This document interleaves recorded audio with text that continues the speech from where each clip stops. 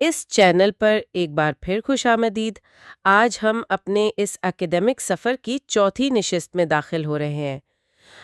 پچھلی قسط میں یعنی تیسرے حصے میں ہم نے اس بات پر تفصیلی بحث کی تھی کہ اقبال خدا کو ایک الٹیمیٹ ایگو یا حتمی خودی کے طور پر کیسے پیش کرتے ہیں۔ ہم نے یہ بھی دیکھا تھا کہ ان کے نزدیک یہ کائنات کوئی جامد مشین نہیں ہے بلکہ ایک ڈائنامک اور پھیلتی ہوئی حقیقت ہے۔ جی بالکل، ایک مسلسل پھیلتی ہوئی کائنات، اور میرا خیال ہے کہ اس کائناتی پس منظر کو ذہن میں رکھنا آج کے موضوع کے لیے نہایت ضروری ہے۔ درست۔ تو آج کا جو ہمارا بنیادی سوال ہے، جو اس پورے تفصیلی جائزے کا مرکز بھی ہے، وہ یہ ہے کہ اگر خدا الٹیمیٹ ایگو ہے تو پھر انسان کیا ہے؟ یعنی مذہبی اور روحانی سفر میں انسانی وجود کی اصل حیثیت کیا ہے؟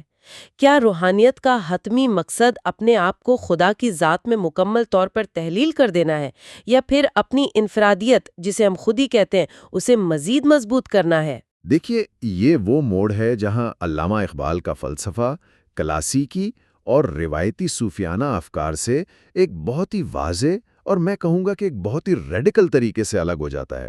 آپ پینتھسٹک تصوف کی بات کر رہے ہیں، جس سے وحدت الوجود کہا جاتا ہے؟ جی ہاں، بالکل۔ وحدت الوجود کا جو روایتی تصور ہے، جو صدیوں سے اسلامی روحانیت پر غالب رہا، اس میں انسان کی آخری منزل فنا کو مانا جاتا تھا، یعنی اپنی انفرادیت کو مٹا دینا۔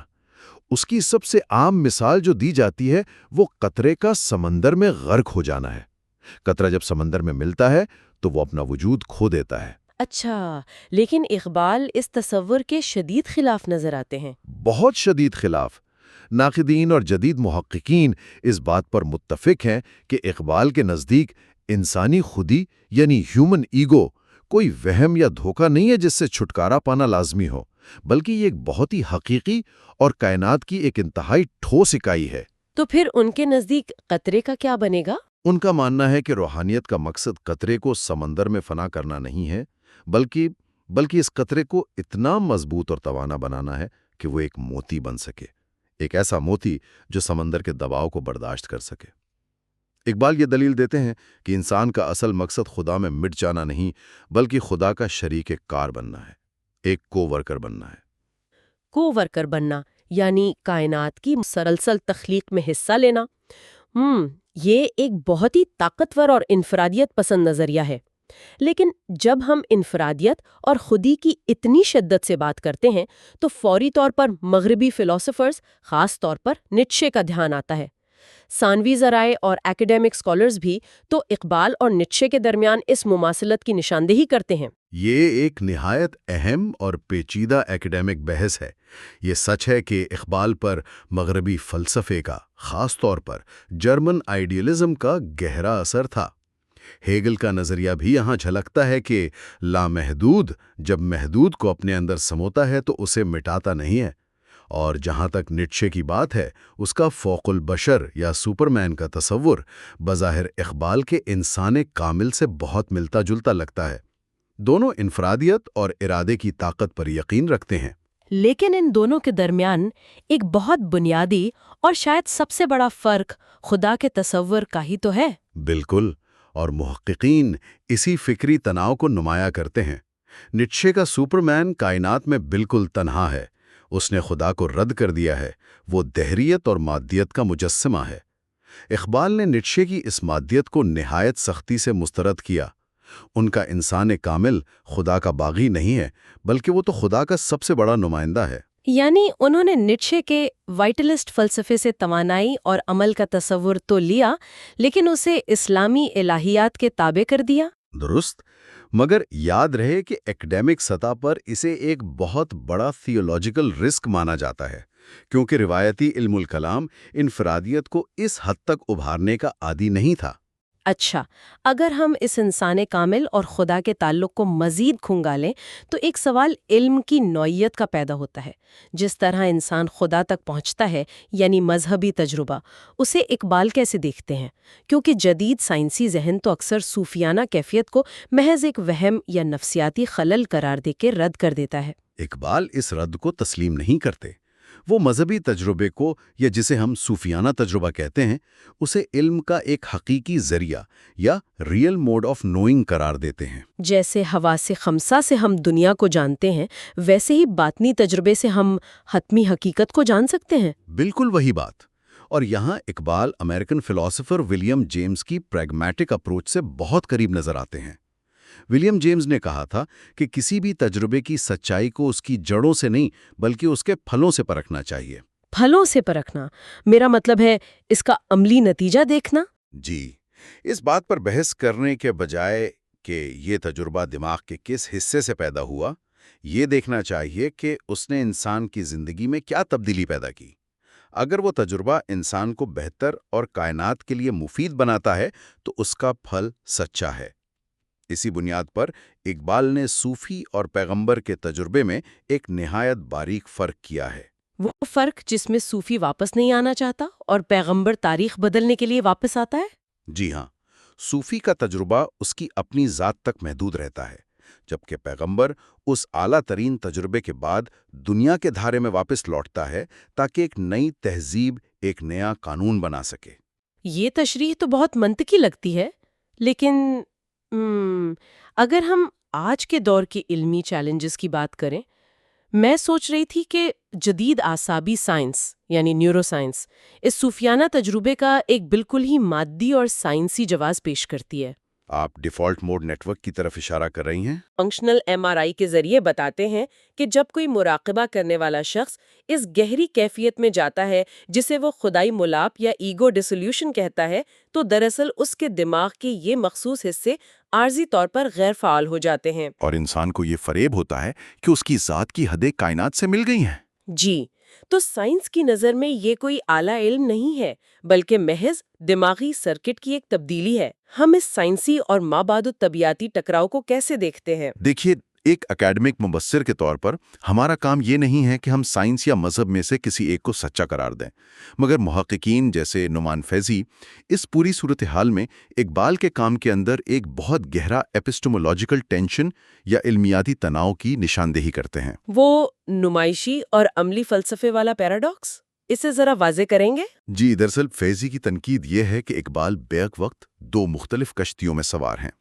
ایک طرف وہ نمائشی فلسفہ یا ریپریزنٹیشنل فلسفی استعمال کرتے ہیں، جس کا دعویٰ ہے کہ خدا موضوعی طور پر یعنی آبجیکٹیولی کائنات میں موجود ہے اور اسے ثابت کیا جا سکتا ہے، اور دوسری طرف وہ ولیم جیمز والا عملی فلسفہ لاتے ہیں جو کہتا ہے کہ سچائی کا انحصار ذاتی اور عملی نتائج پر ہے۔ تو تناؤ یہ ہے کہ آپ ایک بالکل انفرادی اور ذاتی نوعیت کے تجربے کو پوری کائنات کی موضوعی حقیقت ثابت کرنے کے لیے کیسے استعمال کر سکتے ہیں؟ بالکل، ایک ذاتی نقشہ جو آپ کے ذہن میں ہے وہ پوری دنیا کا حتمی اور موضوعی نقشہ کیسے ہو سکتا ہے؟ ناقدین کے مطابق یہ ایک ایسا فلسفیانہ پیراڈاکس ہے جو اقبال کی تمام تر فکری کوششوں کے باوجود حل طلب ہی رہتا ہے۔ یہ واقعی ایک بہت اہم تنقیدی نکتہ ہے۔ اچھا، اب ذرا ہم اس گفتگو کا رخ انسانی آزادی، وقت اور تقدیر کی طرف موڑتے ہیں، کیونکہ یہ براہ راست خود ہی کے عمل سے جڑا ہوا ہے۔ روایتی اشعاری علم الکلام میں تو جبریت یا تقدیر پرستی بہت گہری رہی ہے، جسے ڈٹرمنزم کہا جاتا ہے، جس میں مانا جاتا ہے کہ انسان کے ہر عمل کی اسکرپٹ پہلے سے لکھی جا چکی ہے۔ اور ظاہر ہے اگر سب کچھ پہلے سے طے ہے تو انسانی خودی اور اس کی آزادی تو محض ایک فریب بن کر رہ جاتی ہے۔ اقبال اس روایتی جبریت سے کیسے نمٹتے ہیں؟ اقبال اس جبر کو توڑنے کے لیے فرانسیسی فلسفر ہنری برگساں کے فلسفے کا سہارا لیتے ہیں۔ وہ وقت کے اس تصور کو مسترد کر دیتے ہیں جسے ہم گھڑی سے ناپتے ہیں، یعنی سیریل ٹائم، جس میں ایک کے بعد ایک لمحہ آتا ہے۔ اس کی جگہ وہ خالص دورانیے یا پیور ڈیوریشن کا تصور پیش کرتے ہیں۔ پیور ڈیوریشن یعنی وقت کوئی کٹی ہوئی لکیر نہیں ہے بلکہ ایک مستلسل بہاؤ ہے۔ جی، ایک مسلسل بہاؤ، جیسے موسیقی کی ایک خوبصورت دھن جس میں پچھلا سر اگلے میں یوں گھل مل جاتا ہے کہ آپ اسے تقسیم نہیں کر سکتے۔ اقبال کہتے ہیں کہ کائنات اور خدا کی حقیقت یہی خالص دورانیہ ہے۔ اس کا مطلب یہ ہے کہ کائنات کوئی ایسی مشین نہیں ہے جو ایک بار بنا کر چلا دی گئی ہو، بلکہ یہ مسلسل تخلیق کا عمل ہے۔ بالکل، اور جب تخلیق مسلسل ہو رہی ہے تو مستقبل بن نہیں ہے، وہ پہلے سے لکھا ہوا نہیں ہے۔ اسی لیے انسان کے پاس حقیقی آزادی اور ایجنسی موجود ہے کہ وہ اپنے عمل سے نئے امکانات کو جنم دے۔ یہ انسان کو کٹھ پتلی ہونے کے احساس سے نکالتا ہے، مگر یہاں ایک اور سائنسی پیچیدگی درپیش آتی ہے۔ اگر ہم آئنسٹائن کی تھیوری آف ریلیٹیوٹی اور وقت کی بی تھیوری کو دیکھیں تو وہ برکسوں اور اقبال کے اس متحرک کائنات کے تصور سے براہ راست ٹکراتی ہے۔ آپ بلاک یونیورس والے تصور کا ذکر کر رہی ہیں؟ جی ہاں، جدید فزکس کی بی تھیوری کے مطابق تو وقت کوئی بہتی ہوئی ندی ہے ہی نہیں۔ کائنات ایک بلاک کی مانند ہے جس میں ماضی، حال اور مستقبل سب ایک ساتھ اور پہلے سے موجود ہیں۔ ہمارا شعور صرف اس بلاک سے گزر رہا ہے۔ یہ واقعی اقبال کے فلسفے کے لیے ایک بہت بڑا سائنسی خطرہ ہے، فلسافیکل رسک ہے، کیونکہ اگر مستقبل اس بلاک میں پہلے سے موجود اور طے شدہ ہے تو پھر کائنات اوپن نہیں رہی، اور انسان کی وہ حقیقی آزادی جسے اقبال اتنی محنت سے ثابت کر رہے تھے وہ دوبارہ سوالیہ نشان بن جاتی ہے۔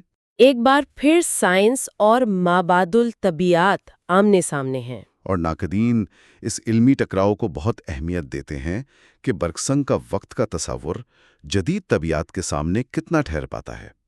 یہ بحث آج بھی فلسفے اور فزکس کے ماہرین کے درمیان جاری ہے۔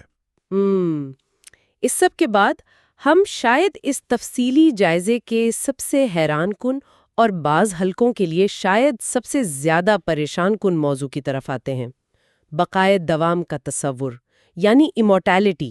جی، یہ تشکیل نو کے پروجیکٹ کا ایک انتہائی ریڈیکل حصہ ہے۔ روایتی طور پر تمام الہامی مذاہب یہ سکھاتے آئے ہیں کہ انسانی جسم مر جاتا ہے لیکن روح پیدائشی طور پر لافانی ہے، اسے ہمیشہ زندہ رہنا ہے۔ لیکن اقبال اس روایتی عقیدے پر ایک بہت بڑی ضرب لگاتے ہیں، ایک بہت ہی گہری فکری ضرب۔ اقبال یہ دعویٰ کرتے ہیں کہ ذاتی بقائے دوام یعنی پرسنل امورٹیلٹی کوئی ایسا خودکار حق نہیں ہے جو انسان کو پیدا ہوتے ہی مل جائے۔ انسان کی روح پیدائشی طور پر لافانی نہیں ہے۔ یہ بات عام عقیدے سے اتنی مختلف ہے کہ اسے ہضم کرنا تھوڑا مشکل ہے۔ تو پھر بقائے دوام کیا ہے اگر یہ حق نہیں ہے؟ اقبال کے نزدیک یہ ایک انعام ہے، ایک اچیومنٹ ہے، یہ ایک ایسی کامیابی ہے جو انسان کو دنیا میں رہتے ہوئے کمانی پڑتی ہے، اور وہ کمائی کیسے جاتی ہے؟ اپنے اخلاقی ارتقاء اور ان اعمال کے ذریعے جو خود ہی کو مضبوط کرتے ہیں، ایگو سسٹیننگ ایکٹس۔ اگر انسان ایسے عمل کرتا ہے جو اس کی ذات کو پختہ کریں تو اس کی خودی موت کے جھٹکے تو برداشت کر کے اگلی زندگی میں داخل ہو جائے گی۔ اور اگر کوئی شخص ایسا نہ کر پائے، اگر اس کی خودی کمزور رہے؟ تو اقبال کے الفاظ میں موت کے بعد وہ ہمیشہ کے لیے فنا ہو جائے گا، تحلیل ہو جائے گا۔ اور اسی تناظر میں ناقدین اس بات پر زور دیتے ہیں کہ اقبال نے جنت اور دوزخ کو بھی طبعی مقامات ماننے سے انکار کر دیا ہے۔ ہاں، وہ انہیں مقامات کے بجائے نفسیاتی کیفیات یا اسٹیٹس آف کیریکٹر قرار دیتے ہیں۔ جنت ترقی کرتے رہنے کی خوشی ہے اور دوزخ رک جانے کی ناکامی۔ بالکل، اور آپ بخوبی اندازہ لگا سکتی ہیں کہ اس تشریح میں آرتھوڈاکس اسلامی عقائد کے ساتھ کتنی بڑی اور واضح تھیولوجیکل فرکشن پیدا کی۔ روایتی مکاتب فکر میں روح کی ابدیت اور جنت دوزخ کے طبعی وجود پر قطعی یقین رکھا جاتا ہے۔ نقادوں کا کہنا ہے کہ اقبال مغربی عقلیت پسندی سے اس قدر متاثر ہوئے کہ انہوں نے بنیادی اسلامی علم الکلام کی شکل ہی بدل کر رکھ دی۔ لیکن دوسری طرف ان کے حامیوں کا یہ اصرار ہے کہ انہوں نے مذہب کو ایک نیا اور متحرک فریم ورک دیا۔ بہرحال ایک غیر جانبدار مبصر کی حیثیت سے ہم اس فکری تناؤ کو نظر انداز نہیں کر سکتے۔ جی، ہم اس اختلاف کا صرف مشاہدہ کر سکتے ہیں کہ کیسے انہوں نے ایک جدید سائنسی دور میں اسلامی عقائد کو نئے سرے سے بیان کرنے کا یہ خطرہ مول لیا۔ آج کے اس نہایت گہری اور سنجیدہ بحث کو سمیٹتے ہوئے ہم یہ کہہ سکتے ہیں کہ اقبال کا انسان کائنات کے اس تھیٹر میں محض ایک کٹھ پتلی نہیں ہے، بلکہ خدا کے ساتھ مل کر دنیا کو تخلیق کرنے والا ایک کو ورکر ہے۔ ان کا فلسفہ اندھی تقلید کے بجائے مسلسل عمل کا درس دیتا ہے۔ وہ ثابت کرتے ہیں کہ انسان کو اپنا وجود ثابت کرنے کے لیے ایک مسلسل جدوجہد کی ضرورت ہے۔ جی ہاں، اور اگلی نشست میں جو ہماری 5ویں قسط ہوگی، ہم ایک اور بھی زیادہ حساس اور گہرے موضوع کو چھوئیں گے، نبوت اور وحی۔ ہم اس پر بات کریں گے کہ جدید سائنسی اور عقلی دور میں اقبال کے نزدیک پیغمبرانہ شعور کیا ہے، اور ختم نبوت کے تصور کو وہ کس حیرت انگیز طریقے سے جدیدیت کے ساتھ جوڑتے ہیں۔ وہ بحث یقیناً اس سے بھی زیادہ فکری چیلنجز پر مبنی ہوگی۔ دیکھنے والوں کے لیے گزارش ہے کہ چینل کو سبسکرائب کریں اور اس اکیڈمک جائزے پر اپنی آراء اور تنقید تبصروں میں ضرور شیئر کریں۔ اور اختتام پر آپ سب کے لیے ایک سوال چھوڑے جا رہی ہوں۔ اگر آنے والے وقتوں میں نیورو سائنس اور مائنڈ اپلوڈنگ جیسی ٹیکنالوجی یہ ممکن بنا دے کہ انسان کے پورے شعور، اس کی یادوں اور اس کی خود ہی کو کسی ڈیجیٹل کلاؤڈ پر اپلوڈ کر دیا جائے، تو کیا وہ ڈیجیٹل دنیا میں ہمیشہ زندہ رہنے والا شعور اقبال کی خودی کی فتح کہلائے گا، یا شاید ہڈی اور گوشت کے بغیر وہ ڈیجیٹل دماغ بقائے دوام کے بجائے محض انسانی روح کا ایک ابدی مگر بے جان قبرستان بن کر رہ جائے گا؟ اس پر ضرور غور کیجیے گا۔ آج کے لیے بس اتنا ہی۔